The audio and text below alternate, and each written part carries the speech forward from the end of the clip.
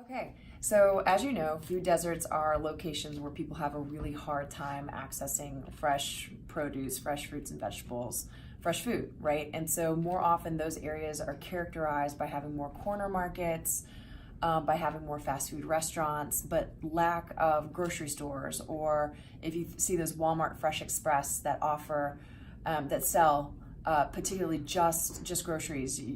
Those are responses to food deserts, trying to reduce food deserts by opening those Fresh Express Walmarts. So the topic of food deserts, they're basically areas that traditionally have been lower income, might have been in actual physical deserts, might have just been in areas where it's harder to get fresh foods out to certain populations, rural regions, regions that it's harder to even grow certain crops. There's a whole host of reasons, from zoning properties, moving cities to more suburban areas as opposed to urban lands where the rent can be higher for grocery stores. Like even right now, downtown Phoenix is considered a food desert, and in response, we're building a Fry's. We being the city, I have nothing to do with that. But so there have been different ways to try to combat food deserts. Some have been by having farmers markets where local farmers or even more regional farmers bring in their produce and sell them. There have been to increase financial access for lower income populations, specifically those using the SNAP, the Supplemental Nutrition Assistance Program, formerly called the Food Stamp Program. They've got double bucks where you can use your SNAP benefits and get twice the amount of produce that you'd be able to buy if you were paying with cash or a normal credit card. There have been other opportunities like starting community gardens. We have a community garden locally called Grow House that's located in downtown Phoenix. So there are many different, more grassroots initiatives that have been aimed at reducing food deserts.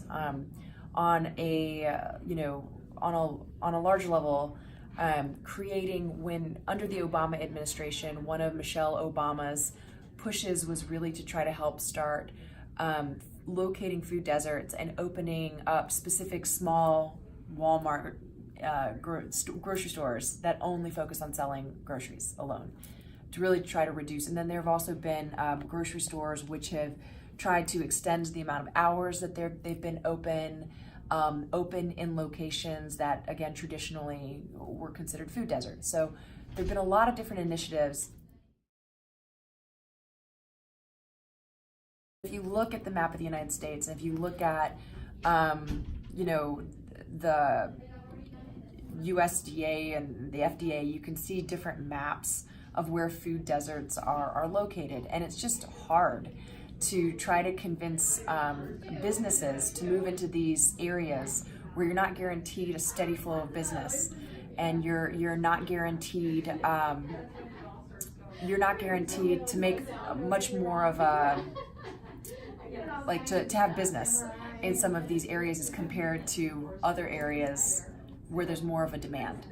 So again, just a whole host of reasons why it can be really difficult to close that gap and make sure that people have access to fresh foods. But what seems to be helping are those more grassroots initiatives like farmers markets and initiatives like Grow House and community gardening.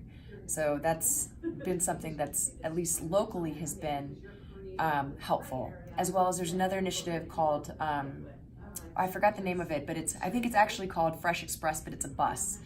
And it's an initiative where it was an entire bus that was turned into a mobile grocery store. So think of like a food truck, but without being like, here are your delicious French fries and burgers and fish tacos and quesadillas, or a coffee truck, right? This is a bus that was traditionally used for public transportation that was revamped and changed into, here's some more farm to table style sales of fresh tomatoes and sale of fresh greens, right, leafy greens and other fruits and vegetables, to try to target and visit lower income areas and more so really target food deserts and try to increase sales in those areas to increase food access.